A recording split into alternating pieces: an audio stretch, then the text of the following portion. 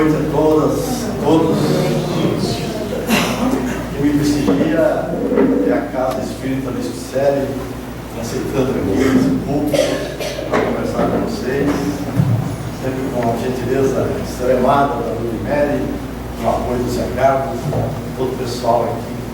Eu, na verdade, já disse outra vez, e não custa repetir, eu me sinto muito à vontade, me sinto bem, me sinto acolhido, estou em casa. Eu acredito que vocês todos estão também. E com certeza os mentores dessa casa, os protetores que aqui estão tranquilos e contentes com os nossos pensamentos, com as nossas vibrações amorosas. E vamos então nos dedicar à reflexão sobre a doutrina espírita, buscando a cada dia aprender um pouquinho mais, para que a nossa caminhada possa ser mais calma, mais tranquila, mais serena, e que vale a pena ter vindo. Ninguém está aqui a passeio, ninguém está aqui para perder a oportunidade. O conhecimento é fundamental para que a gente possa distinguir o bem do mal. A rima veio por acaso.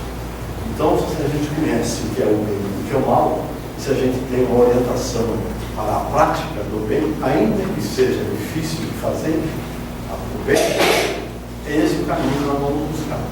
O Emmanuel disse que subir, crescer é muito difícil, fácil é descer. É só deixar escorregar, a gente se deixa levar e perdemos tempo. Não regredimos em termos de conhecimento, de postura, mas deixamos de evoluir, que para nós acaba sendo muito importante. Então hoje eu trago aqui para a nossa apreciação, dentro dessas leis que nós temos trabalhado, a lei de igualdade. E antes de entrar propriamente na doutrina espírita, eu vou fazer um pouco de abordagem de natureza mais mundana, para a gente refletir um pouco sobre isso, relembrar o que já sabemos, e depois procurar ver o enfoque que o Espiritismo traz para essa questão, que como lei deve ser cumprida, deve ser observada. Como já está na lei pessoal 614, né, a lei moral, a lei natural, a lei divina, que diz o que devemos fazer ou deixar de fazer, e o homem só é infeliz se dela se afasta. Então tem consequência danosa para nós que deixarmos de cumprir as leis. Nós somos hoje no mundo mais de 7 bilhões de pessoas. Segundo alguns censos de 2015, 7 bilhões e 300 milhões de almas transitando por esse planeta Terra. Cada um de nós é uma personalidade, uma individualidade, é um ser diferente. Cada um de nós tem toda uma série de circunstâncias que envolvem, que faz com que ele tenha a sua estrutura de vida, o seu modo de ser. E nós conhecemos várias pessoas, vemos vários tipos. E nós estamos sempre aprendendo também que devemos respeitar, compreender os diferentes. O que significa, assim, de uma maneira mais simples, que igualdade é essa? Se somos todos humanos, almas tão diferentes, por que isso existe no nosso planeta Terra? Então nós vamos fazer uma abordagem, uma volta da história. A gente vai perceber que desde sempre, não talvez desde sempre, mas pelo menos desde Aristóteles, 350 anos antes de Cristo, já havia uma preocupação com a igualdade. E muito se discutia a respeito do que era essa igualdade. Como se manifesta essa igualdade, como se respeita, como se implementa, como se cumpre essa igualdade no seio do planeta Terra. Aristóteles entendia que a igualdade era formal. Era dar a cada um o que era seu, era tratar os iguais de forma igual e os desiguais de forma desigual. De sorte que, se eu estou numa relação médico com médico, somos iguais na profissão, por exemplo, advogado, empresário. Então, esses estão iguais, mas tem diferentes, várias situações, vários tipos de profissões, vários tipos de pessoas. E Aristóteles entendia também que a virtude do ser humano era a inteligência. E a inteligência, então, é o que havia de mais importante. E de sorte que o mais inteligente era superior ao que fosse menos inteligente. Haveria, então, uma gradação. Né? Esse discurso foi muito interessante para assegurar o direito à escravização dos seres humanos. Uma vez que havia superiores, havia também inferiores. E esses inferiores poderiam ser escravizados. Na Grécia Antiga, só cidadãos gregos é que poderiam participar da cidadania, poderiam participar do que chamavam de polis, discutir as leis. O resto, mulheres, crianças, e os que eram escravos. Né? Os escravos daquele tempo não eram os escravos que nós tivemos mais tarde, eram pessoas derrotadas nas guerras. Então, às vezes, tinham reis, príncipes que eram derrotados e se transformavam em escravos. Esse discurso de escravização continuou por muito tempo. Foram mudando os tipos dos escravos. Jesus veio e fez uma pregação de amor, de igualdade, toda uma pregação forte. Né? E todo mundo fala que é cristão, mas é tão difícil seguir esses ensinamentos. E a escravização veio acontecendo. Nós tivemos aqui no Brasil, não faz muito tempo, a escravização dos negros, já que os índios eram rebeldes e não eram bons trabalhadores, segundo o conceito da época, não tinham comprometimento, não tinham foco no trabalho. Então eles fugiram, trouxeram os negros. Depois, parece que houve uma libertação. Mas até hoje, a gente sabe que existe um trabalho análogo ao trabalho escravo. Mesmo no nosso Brasil querido, mesmo em São Paulo, o estado mais rico da nação, não faz muito tempo a imprensa divulgou a escravização de bolivianos naquelas facções, lojas de fábricas de confecções, as fazendas do Pará, Mato Grosso, quantos escravos ainda existem. Então nós temos realmente essa questão de ser igual, é uma questão muito complexa, né? Porque do ponto de vista material, da essência, como os seres encarnados, olhando os aspectos exteriores nossos, nós não atingimos isso.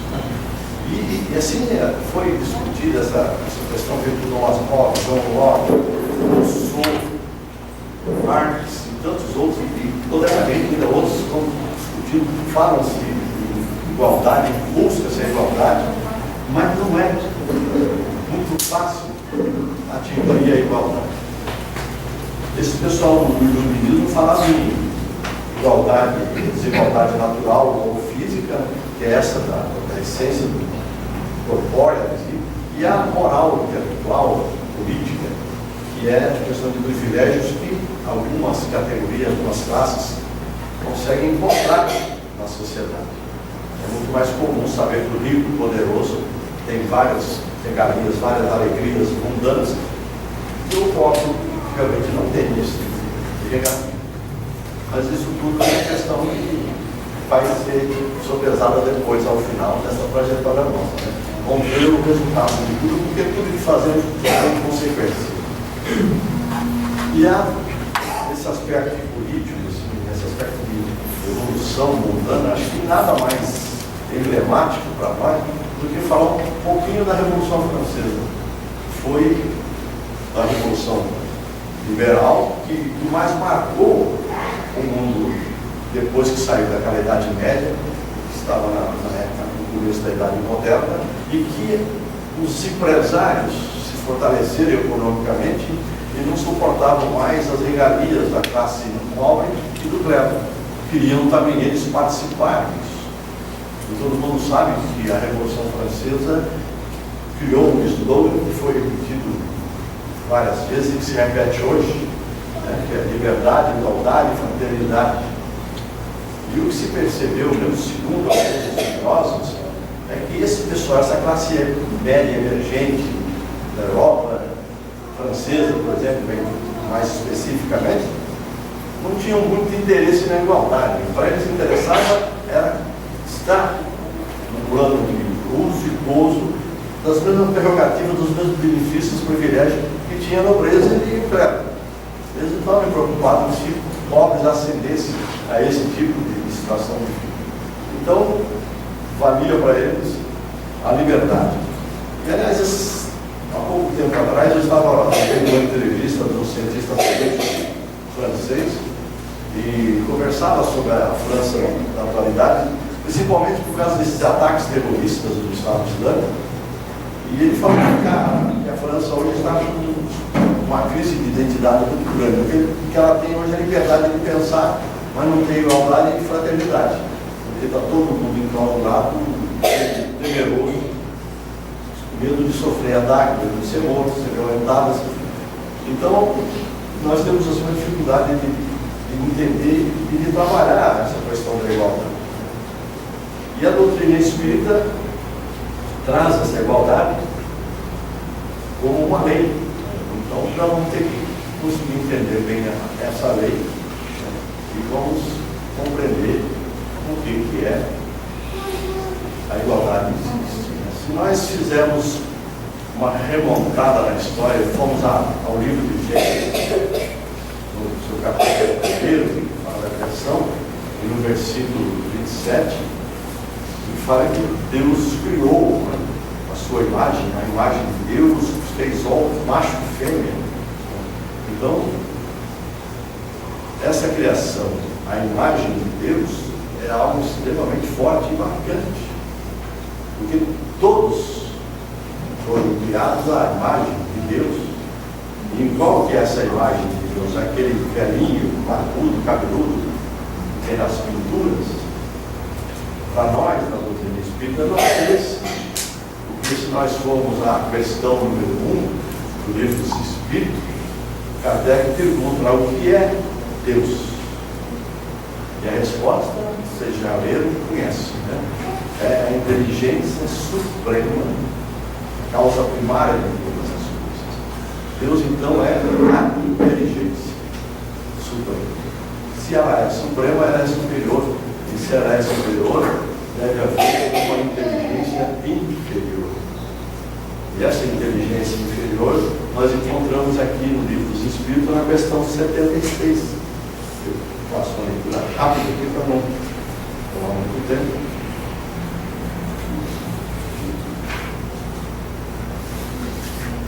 Como podemos definir os espíritos? E aqui o espírito aqui já começa com letra maiúscula, porque aqui é a individualidade do espírito e não mais o princípio espiritual. Podemos dizer que os espíritos são seres inteligentes da criação. Eles povoam o universo além do mundo material. Então nós vemos que espíritos são inteligentes, Deus é inteligente, então os espíritos são inteligentes. Há uma ligação, uma conexão entre a questão 1 e a questão 76.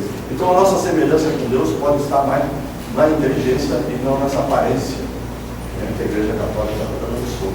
E nós devemos então, consciente disso, e Jesus trabalhou muito bem essa questão da igualdade, né, de sermos nós filhos de Deus, imagem de Deus. Ele chegou a ponto de falar para nós que sois deuses, quando falou da fé, da capacidade de curar, né? A gente tem dificuldade, porque a nossa fé é frágil, mas ele chegou a esse ponto de falar isso para nós. Eu ainda estou torcendo para que isso seja bem verdadeiro, que chegando a um dia a ser deuses, sabe? Para que sejamos sim espíritos iluminados, espíritos puros, naquela escala que tem a partir da questão sempre da dos espíritos. Isso é caminho que nós vamos fazendo, né?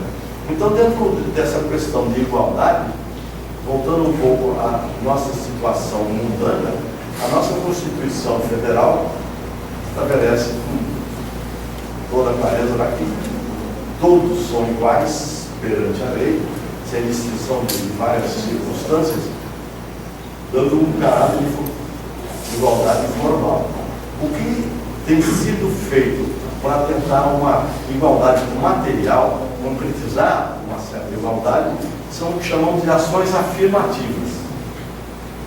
Ações em que as minorias são protegidas pela legislação, que lhes traz alguns benefícios, alguns valores que possam elevá-los na escala de vida. Cotas raciais, por exemplo. Nós temos um débito com os escravos, com os negros, descendentes de escravos. Podemos dizer que tem alguém pode entender que não. O consenso que se chegou é que há esse débito, nós temos esse karma para resgatar, e a forma que a gente pode melhor atender o sofrimento, a dor que esse escravo já passou e as consequências da vida difícil dos descendentes, é criando uma condição legal para eles. Então temos pobres, temos algumas situações. Pobreza extrema, vamos cuidar da alimentação, vamos, no caso do Brasil, ter Bolsa Família, que aliás existe em vários países do mundo. Eu já vi casos de pessoas brasileiras aqui com quem conversei, que estavam gostando muito mais da Inglaterra, porque a rainha dá mais dinheiro do que o Bolsa Família aqui. E o filho dele até os 21 anos ia receber não sei quantas libras, ele estava feliz e contente. Um outro que mais esperto olhou, parece que na Alemanha paga mais, é para lá que eu vou. Então, a gente pode ver então, que tem vários lugares.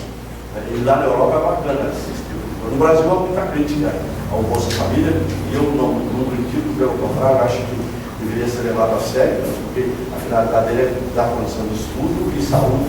Se houver pagar a quem merece, cumprindo as diretrizes obrigatórias, melhora a situação do país. Porque todos nós juntos é que vamos fazer um país melhor, um mundo melhor. Não adianta excluir. Enquanto estivermos excluindo, nós estamos criando ódio que não leva a nada. Só vamos prejudicar a nossa trajetória. Então nós temos aqui que somos uma inteligência. E Kardec depois pergunta então na questão 803, que é a que dá início ao capítulo. Se nós somos iguais perante Deus? A resposta todos vocês sabem. Não é? Sim, somos. E ele até fala assim, vocês dizem o sol brilha para todos, e quando vocês falam isso, vocês falam a verdade muito mais forte no palavra do que vocês podem imaginar. Então nós todos somos iguais perante Deus. E a gente vai então ao questão 115 do Livro dos Espíritos, que nos esclarece que todos nós nascemos simples e ignorantes, sem conhecimento. E aqui tivemos a obrigação de desenvolver algumas atividades, e aí fomos começando a contactar o mundo, e pelo instinto fomos tomando algumas medidas, algumas posições, fazendo alguma coisa ou outra, e depois fomos desenvolvendo o nosso livre-arbítrio e fomos escolhendo, fazendo as escolhas, e aí a nossa consciência já melhor posicionada. Então, ali, num determinado momento, o princípio inteligente se transformou em espírito, criado como espírito, na mesma situação que todos nós, indistintamente. Não podemos confundir essa criação com a reencarnação, que já é uma outra fase da nossa existência. Mas a criação de todos nós foi nas mesmas condições, nas mesmas circunstâncias. Ninguém teve privilégio, porque Deus não faz privilégio nenhum, a menos que Ele possa deixar de ser justo, onisciente, onipotente, e todas aquelas qualidades ou atributos que Ele recebe. Então nós somos, todos nós, na nossa essência, na nossa origem, somos iguais. Nós nascemos, hoje também numa reencarnação, do mesmo jeito. Morremos, o corpo morre, do rico e do pobre, todos nós. Então, algumas circunstâncias são iguais, mas a origem primeira e a ascensão de todos nós no plano espiritual. Porque se aqui, no plano terreno, nós temos diferenças e temos necessidade dessas diferenças, no plano espiritual, à medida que formos evoluindo, nós vamos estar nivelados e varados. É questão de milênios só, paciência que a gente chegará. Depois aqui, o nosso livro trata da desigualdade das aptidões. Nós temos então competências, né? Capacidade de trabalho, de atuação, de vivência. A nossa inteligência é vocacionada para algum determinado setor. Então, temos nós sim aptidões diferentes. E como nós já vimos na lei de sociedade, na lei do progresso, tudo isso, é importante que haja essas diferenças para que cada um possa se juntar ao outro e criar uma condição de desenvolvimento integral do planeta, ou desenvolvimento da nossa inteligência, porque à medida que nós trabalhamos, nós desenvolvemos a inteligência, e desenvolvendo a nossa inteligência no trabalho, nós causamos o progresso, que é o que deve acontecer e está acontecendo. O progresso tem lá suas dificuldades, às vezes por equívocos nossos, mas ele é inevitável. À medida que a gente for aprimorando a nossa qualidade, a nossa moral, nosso posicionamento no mundo vai ser um posicionamento melhor. A gente vai ter mais respeito pela natureza, porque o trabalho vai deixar de ter aquele estigma de trabalho escravo, porque se vocês bem se lembram, quando falamos da lei do trabalho, a palavra trabalho surgiu da palavra latina tripalium, que são 3 paus usados como uma espécie de canga para torturar os prisioneiros. Então, de lá para cá, e como Deus também teria dito para Adão que ele ganharia um pouco do suor do rosto, ficou essa ideia impregnada de trabalho como castigo. Mas já se passou, e Jesus mesmo diz, o nosso livro do Espírito também diz, que Deus trabalha desde sempre e não há como imaginar ele ocioso no momento. Jesus diz que trabalha também. Então nós temos que entender o trabalho como algo fantástico, como algo de realização, nos dedicarmos ao trabalho com uma alegria, consciente de que estamos participando de uma obra coletiva. É fazer igual aquela historinha de autoajuda assim, motivacional, dos 2 serventes de pedreiro que estavam quebrando pedra sobre um solo inclemente, e alguém entrevistá-lo perguntou para ele: o que o senhor está fazendo? Eu estou quebrando pedra. E o outro: o que o senhor está fazendo? Eu estou construindo uma catedral. Veja, ânimo, entusiasmo, vocação do cara, uma visão, né, proativa, positiva, alguém que vê a finalidade útil do que está fazendo. Porque esse que está quebrando pedra, quando chega a segunda-feira para ele, é um sufoco, né? Eu já fui jovem também, já fui trabalhador iniciante, já trabalhei no que eu não queria, era realmente desagradável essa ideia do trabalho. Mas quando a gente descobre um trabalho que se encaixa, né, na nossa vocação, na nossa história milenar, a gente se realiza, sente-se muito feliz, a gente tem essa sensação de utilidade e de bem que a gente está fazendo. Então vamos, né, seguir com tranquilidade, vamos para o trabalho com boa vontade. Desigualdades sociais também existem, são consequências das nossas atividades, das nossas ações, dos seres humanos. Todo mundo tem um grande interesse material. A gente dedica algumas horas para a parte espiritual. A grande parte das nossas horas são dedicadas a atividades materiais, a sonhos de grandeza, de bem-estar, de acumular coisas. E a gente se engana muitas vezes acreditando que o acúmulo de bens materiais é que vai nos levar à felicidade, a esse bem-estar. O livro dos Espíritos até fala que o bem-estar pode ser de todos, basta que as pessoas se satisfaçam com o que fazem, com o que têm, que há alegria disso. Eu lembro sempre do nosso querido filósofo Sócrates, que entrava, às vezes passeava na feira em Atenas, e como ele não comprava nada, a gente perguntava: o que o senhor está fazendo aqui? Então eu vim aqui para ver quantas coisas existem que eu não preciso. Então ele bastava para ele pouca coisa. E é por isso que o rico é aquele que não tem muito, mas tem o que é suficiente. Quem precisa de pouco é uma pessoa rica. Não se deixa levar pelo estresse, pela ambição, por essas coisas todas que fazem o nosso descaminho. Então, essa desigualdade social existe. À medida que nós formos melhorando o nosso caráter, a nossa conduta, isso vai ser reduzido, vai ser amenizado. A gente vai ter mais respeito, né? Porque às vezes as pessoas se mostram cristãos, né?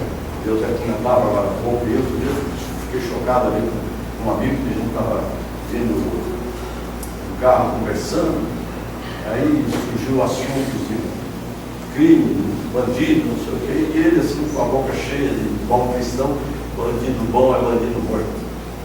Isso ele repetiu o que o general Custer falou já há muito tempo nos Estados Unidos, quando ele dizia que o índio bom era o índio morto, né?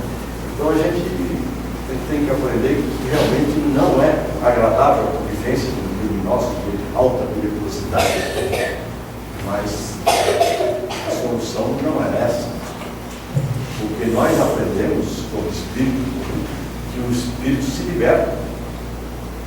Ele pode não estar aqui, mas ele está aqui no plano espiritual. E lá no plano espiritual existem colônias de bandidos, de malfeitores, de obsessores da pior espécie. Eles têm muito mais liberdade de ação do que como bandido aqui. O Divaldo fala que a gente tem esses pensamentos ruins e prega até a pena de morte porque a gente ainda não sabe amar aquele que é situação difícil. Tem que ser evidentemente excluído da sociedade, se for o caso, mas sendo tratado de forma que possa tentar ressocializar. Existem uns que não têm condição, né? A psicologia, sabe, os psicopatas, aqueles frios insensíveis que não têm sentimento, que realmente são cruéis. Mas isso tem que ser alijado. Porque a trajetória dele, o dia a dia dele vai passando, ele vai cumprindo a sua obrigação, ele vai sofrendo, vai burilando, o seu espírito está sentindo, está sabendo o que acontece. Assim como aqueles que são débeis mentais, que não podem se manifestar, o espírito está sabendo. Alguém que está em coma no hospital, o espírito está sabendo, está vivenciando.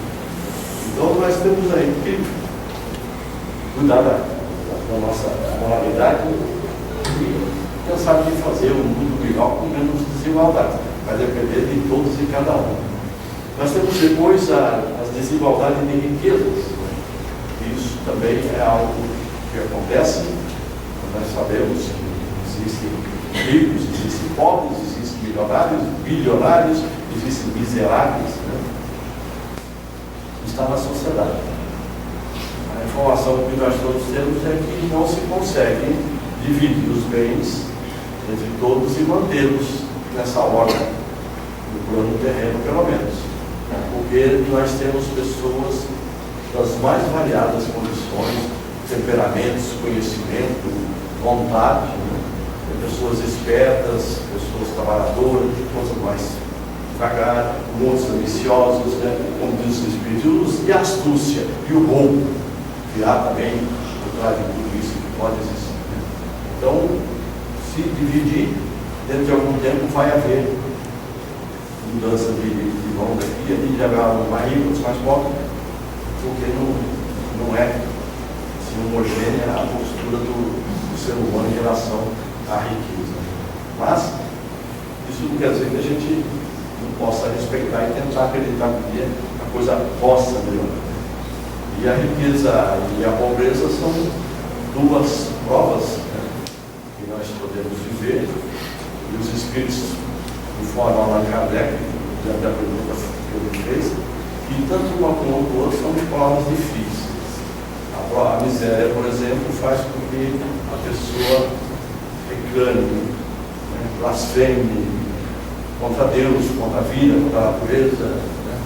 E a vida rica abre caminho para todos os excessos.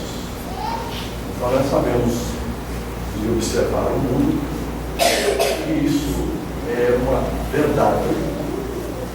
Nós lá, por exemplo, temos uma instituição chamada Encontro Fraterno Luiz de Vasconcelos, onde assistimos 127 famílias, eu acho que ele não tem 120 e pouco, além dos meninos aprendizes, todo mundo.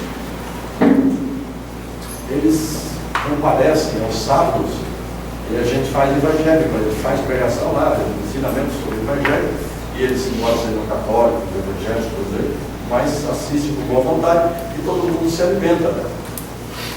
E depois de um certo tempo é que se percebeu que era melhor dar o alimento no início, porque eles passaram a se alimentar, porque ontem à noite eles não jantaram, muitos deles nem almoçaram, e ali eles vão, e depois eles fazem uma sacolinha e dão uns pãezinhos para casa. Então eles passaram a se alimentar antes, ficaram mais tranquilos, serenos, as palestras fluem com tranquilidade. Aliás, todo mundo que vai lá, que não é do ramo, fala assim, como é que vocês conseguem falar para o Evangelho, para a católica, 1 hora sobre o Evangelho, e esses caras sentados e não dão um pio, não se mexem com você? Fala, então, tem um monte de companheiro cuidando de cada um, então eles estão bem protegidos lá. Então o negócio é muito interessante. E essa situação de pobreza deles nos toca, né, profundamente, porque eles já estão numa fase de vida, de idade, que não tem mais saída. Eles são uma assistência social mesmo, porque esses aí já estão contando os dias para ir embora. Eu tenho uma amiga lá, por exemplo, de repente, diabetes alterado, né? Desculpa a daí falar sobre diabetes, mas ela teve que amputar. Amputou o pé, passou um tempo no exame, teve que amputar mais em cima. Esse dia estava lá com a perna enfaixada. Mas eles têm uma resignação, uma capacidade de enfrentar essas coisas tão tristes assim, que deve ser um anjo da guarda segurando, sustentando, sabe? Aí outro dia um outro lá chegou para mim, coitado, e disse que não aguentava mais um cidadão lá que estava aprontando perto dele, porque ele ia matar o cara. Eu falei, rapaz, mas não faz esse compromisso que vai arrumar na tua vida, você está indo bem, ó, você está participando, está aí. Não, mas eu não vou, o cara volta na delegacia, ele mentiu para o juiz, para a delegada, e depois eu vou matar ele. Senão ele vai fazer mal. Esses dias eu viajei, porque nasceu o meu quarto neto lá em Curitiba, no nosso meio da vida lá, foi dia 8 de setembro, e quando eu voltei, falei, cadê o João? Ele é um gordo, sentava meio na frente. Morreu. Foi retirado, talvez com a sorte dele. Ele não matou ninguém, não encrenca para frente. Né? Mas então nós temos provas da riqueza e da miséria. A miséria realmente é uma coisa triste. Eu me lembro aqui, se vocês me permitem ficar contando algumas histórias, mas eu me lembro assim, com tristeza daquele filme, Os Dois Filhos de Francisco, quando a irmãzinha dele chorava, nada, de fome, e a mãe falou assim, dorme que a fome passa. Aí eles pegaram essa fome e foram lá para a rodoviária, assim, que começaram a arrumar um tempo para mim. Deve ser muito triste isso. Ou você vê naquela cena das mães fazendo bolachinha de barro, no Haiti ou na África, porque não tem o que dar. São provas tristes. É claro que se a gente conhecesse a razão de ser de tudo isso, talvez a gente tivesse um olhar diferente. Ali estão espíritos militares, né? Então, dentro da justiça divina, eles estão resgatando o mal que fizeram. Mas é muito difícil isso. O importante é que a gente tenha esse sentimento de solidariedade, de afeto, de apoio. Não importa quem tem sido ele errou lá hoje, é a nossa criatura que está dando o nosso conforto, o nosso apoio. Vamos ajudar. Agora o rico, por exemplo, o rico debochado, o que você espera? Festas, festas mudando, iates, avião, não sei o quê, só festa, alegria, tá? Será realmente isso?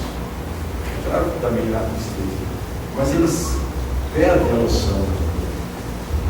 Eles perdem a noção da moralidade, da espiritualidade e passam a se sentir fortes, poderosos, atores e autores da própria vida. Eles vão ter depois essa conta de todo o excesso. Não, esses dias ainda, não sei se foi fantástico que foi participar. Um cidadão que montou uma empresa de saúde, comprando iate, de festa e coisa, e começou a agendar lá em ser empresário de consertadejo. Acho que foi fantástico, passou essa coisa assim. É um deboche, um assinte com o tipo de dinheiro da saúde, com aquele cidadão o diretor de escola mais perfeito, foi filmado comprando merenda dentro da creche para levar para a escola particular. Essas pessoas não têm Deus no coração, não têm lembrança de luz que possa mostrar para eles que eles estão errados e que estão criando um problema sério. Agora nós estamos pensando que vamos nos dar bem, somos espíritos, que estamos estudando, estamos pensando outra coisa. O que a gente teria que fazer na situação é simplesmente passar a informação, falar sobre a doutrina, falar sobre a vida, sobre a reencarnação, que a única forma da gente entender essas desigualdades é pela lei da reencarnação. Porque ninguém, dentro da lógica, pode chegar assim, é uma vida só. Eu sou criado aqui e morro aqui, espero a oportunidade, vou para o céu, ou vou para o inferno, ou para o purgatório. Ninguém quer ir para o inferno, mas todo mundo aceita ir para o purgatório, que é uma passagem mais ou menos demorada, mas depois vai ter os gozos e delícias do céu. Entre do céu, mas que Deus é esse que faz os natimortos, né? Os deficientes físicos, mentais, que faz os pobres, os miseráveis? É assim, Deus. A gente pode falar assim, não há justiça, não há bondade, não há amor no Deus desse. Ou aquele Deus mesmo que tem na Bíblia, que era Deus da guerra, Deus de Israel. Não é esse Deus. É realmente a reencarnação tem a melhor condição em termos de lógica de mostrar que tem sentido, que tem uma finalidade. Essa vida que nós todos nós estamos aqui com uma programação previamente elaborada para resgatarmos os nossos equívocos, os erros que cometemos no passado. Pode ser que aqui entre nós tenha alguém que já não esteja para isso, esteja cumprindo uma missão.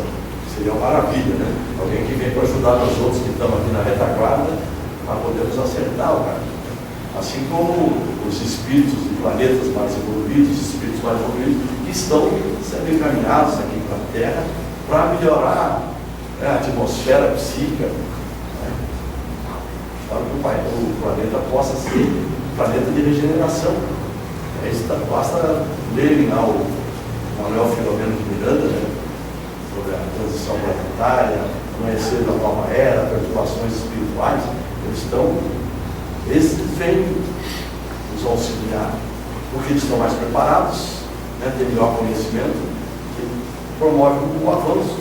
Nós, um dia, talvez, quando formos embora, podemos ser mandados para um país, né, um planetinha pior que o nosso aqui, porque a nossa condição moral não está adequada para subir, mas nós temos algum preparo intelectual, algum conhecimento, e vamos ajudar umas nações mais simples, ainda mais pobres. Nós vamos ser pessoas inteligentes, né? Olha só que coisa, né? Podemos até ficar no livro de história, né? O cara é genial. Mas vamos lá para poder ajudar. Então esse link, essa ligação toda existe e nós vamos todos juntos, crescendo, um ajudando o outro, sabendo que tem dificuldade. Eu sempre falo que difícil eu nunca falei que ia ser fácil, eu falei que ia dar certo. Essa é a proposta. Né? Nós vamos nos acertar, vamos nos dar bem. Quando vai ser isso? Depende da nossa base. Nós temos a nossa bagagem, temos a nossa informação, e eu já falei aqui uma vez ou duas, não sei porquê, e eu ficando mais idoso, tenho o direito de repetir mais vezes, e sempre sustentando também que a música só fica melhor depois que a gente escuta mais vezes. Né? A primeira vez a gente nem gosta, depois a gente acaba gostando. Eu sempre falava que eu estava muito contente com a vida, que eu não queria saber de ir embora, não. Se eu morresse, eu reencarnar, eu quero voltar aqui, que aqui está ótimo demais. Mas depois eu comecei a pensar bem, sabe? Mas se é assim, se eu sou um espírito numa aventura terrena, por que eu vou ficar aqui nesse lugar que não vou ficar? Eu vou ficar na minha casa, na minha terra, no meu planeta, tentar melhorar, né? Até porque lá eu vou ter esse corpo pesado, eu vou poder vomitar, olha, nossa, legal. Vou ficar me escolhendo. A única coisa que me preocupa muito lá é que lá não tem segredo, sabe? É tudo telepatia, a pessoa sabe tudo que você está pensando em si. Então lá, tá vendo? Esse cara na Terra era assim, tinha uma conversa macia, uma conversa. Mas olha que cara, então, Aí isso me complica um pouco. Mas eu vou tentar melhorar aqui, depois chego bem lá. Não vou ter muito problema. Agora aqui tem uma matéria terrível, que chama Igualdade de Direitos do Homem e da Mulher. Isso é um assunto tormentoso, né? Muito se discute, desde sempre, vamos continuar discutindo. Isso considerado homens e mulheres, né? Nós já começamos com um grande problema que foi a Eva, né? A Eva que aceitou a conversa da serpente, envolveu Adão e acabou com o paraíso. E daí para frente um monte de mulheres foram cuidadas assim de forma terrível. Né? Na Idade Média, aquelas martelo das bruxas, né? Por exemplo, o livro sobre o martelo, muitas mulheres foram mortas. Quantas? E quantas foram deixadas de lado? Hoje já se busca com mais intensidade, com mais cuidado, fazer uma igualdade material, não só formal, mas igualar. As mulheres possam ascender a cargos empresariais de alto nível e com a mesma remuneração. Por enquanto a remuneração ainda é inferior, a ocupação de cargos ainda é pouca, mas dizem algumas pessoas que as mulheres são muito dedicadas e estão invadindo esse espaço. Eu vejo, por exemplo, na minha área de judiciário, são muitas as juízas que hoje existem, porque não há esse problema do machismo, de restrição, é um concurso público aberto, elas estão muito melhor preparadas que nós homens e passam, porque vão ser juízes, né? Eu acho que eu já até falei aqui, tem até um pessoal, um colega meu, que o marido virou dono de casa, aceitou tranquilamente, cozinha muito bem, recebe muito bem os amigos, cuida, lava, pasta, leva a criança para a escola, para a médica, tudo, e a mulher, porque era juíza substituta, tinha que trabalhar numa cidade, para trabalhar na outra, mas eles se deram muito bem e continuam bem até hoje. O livro dos Espíritos até fala ali que as funções não podem ser misturadas, tem os direitos. Então, a mulher é mais frágil, mais dócil, a atividade dela é mais voltada para o atendimento de filhos que nascem, até da casa, sob certo aspecto. O homem é mais forte, mas não é para escravizar, é para proteger, para dar condição de vida. Quer dizer, são parceiros. Até porque depois, na organização dos nós, homem e mulher, macho e fêmea, é na terra.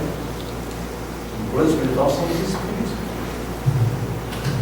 Não temos diferença de sexo. Só temos programa de instrumental sexual aqui na terra para as atividades, para a lei de reprodução.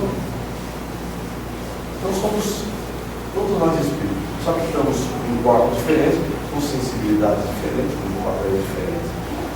Mas devemos nos respeitar igualmente. Houve uma grande mudança a partir da década de 60 do século passado. Não sei se vocês se lembram, eu me lembro porque eu era jovem, mas talvez seja a vantagem do passar do tempo, né?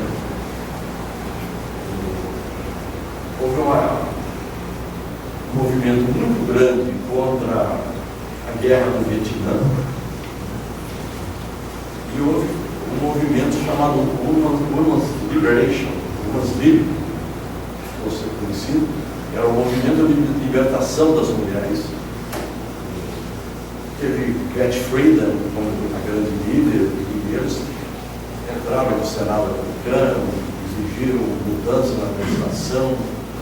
A Camille Paglia, que também é uma escritora, a Susan Sontag, surgiram várias feministas de destaque, e surgiram mudanças no mundo, no tratamento. Houve a liberação sexual, o sexo livre, a mulher passou a tomar pílula, né? Houve uma mudança radical, né?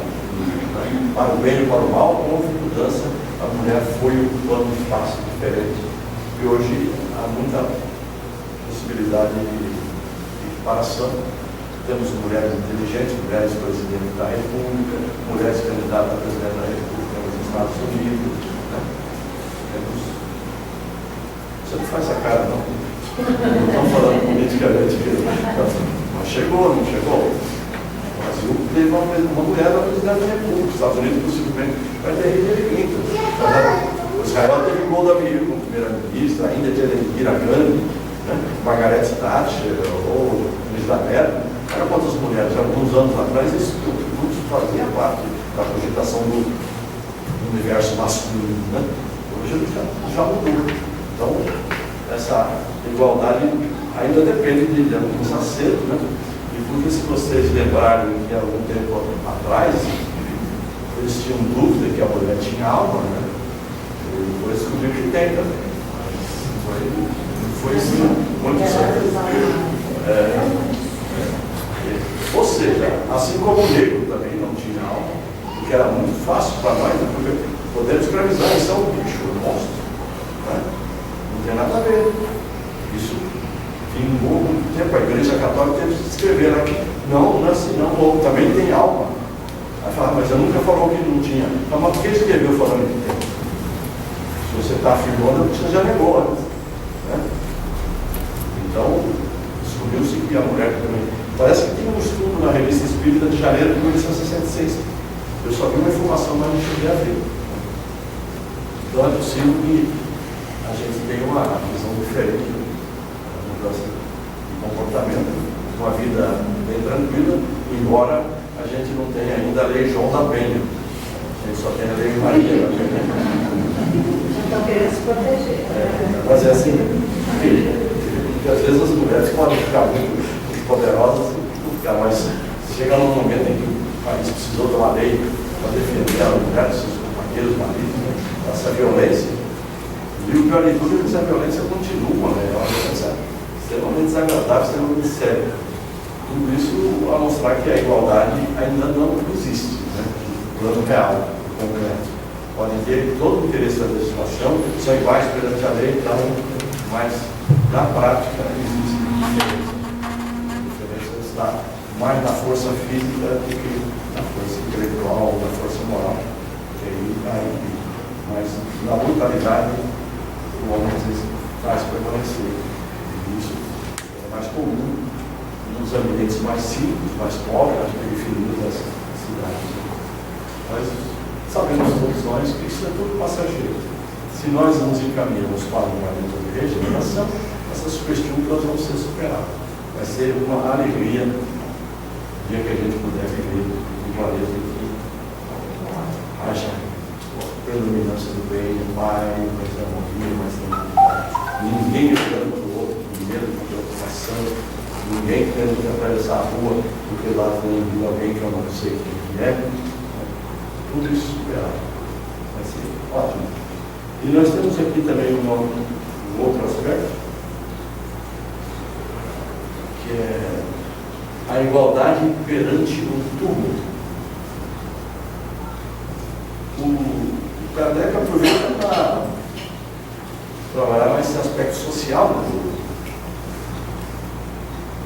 e artístico, né, do túmulo, da morte, né, que é o fato de pessoas, por causa da sua pujança, da sua riqueza, quererem, quando mortos, que sejam homenageados com aqueles mausoléus, aquelas coisas fantásticas. Mas que os faraós faziam, o Taj Mahal foi para isso, né? Mas nós, todos os cemitérios têm um do jeito do outro. Isso tudo é tolice, porque ali não está nada, a não ser restos mortais. O Espírito está já em outro. Mas aí o Kardec, mas tem situações que não foi o morto que pediu o testamento, mas a família que quis homenagear. É vaidade, é orgulho, ostentação. Você não precisa homenagear ninguém com esse tipo de aparência. Você homenageia um sentimento de amor. Você pode ir ao cemitério se você se sentir bem, e o espírito vai se sentir bem, não porque ele está lá te esperando naquela cama fria ali, mas porque o seu pensamento amoroso chega a ele e isso faz bem para ele. Mas você não precisa ir lá para manifestar esse sentimento amoroso. Em qualquer lugar você pode, com amor, com tranquilidade, emitir pensamento de favor daqueles que já nos antecederam, são pessoas com quem amamos e eles se sentem felizes por isso.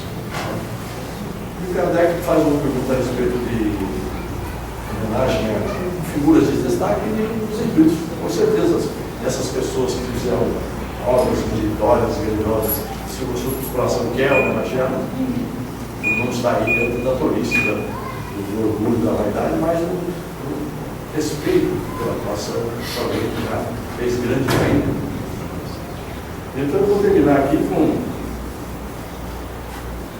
um texto que eu peguei do nosso prezado Emmanuel, que diz que a igualdade, sem dúvida, é a realidade nas raízes da existência. Ou seja, na nossa origem, somos iguais. No final, seremos iguais. Ou seja, desde o átomo ao arcanjo, que também já foi lá, nós vamos fazer essa trajetória. Então, aí sim, a nossa igualdade vai dar. Isso já se manifestou na nossa criação e vai se manifestar na nossa evolução espiritual. Espero que tenha conseguido trazer algumas coisas para a reflexão, que as nossas diferenças não nos colocam em posições difíceis, vamos vencer as todas tanto quanto possível, porque a evolução é um caminho natural que nós todos podemos evoluir com mais rapidez, ou com menos rapidez, dependendo do esforço e da bagagem que cada um já tem. A vida, nós vamos acelerando, nos dando a oportunidade de fazermos cada vez mais. Vocês já leram aquele texto da Joana de Ângeles, chamado Jesus Contigo. Ela fala sobre o Evangelho no lar. Vocês vão se lembrar que está assim: dedica uma das 7 noites da semana ao Evangelho no lar. Aí depois fala dedicar 1 hora, né, do Evangelho no lar.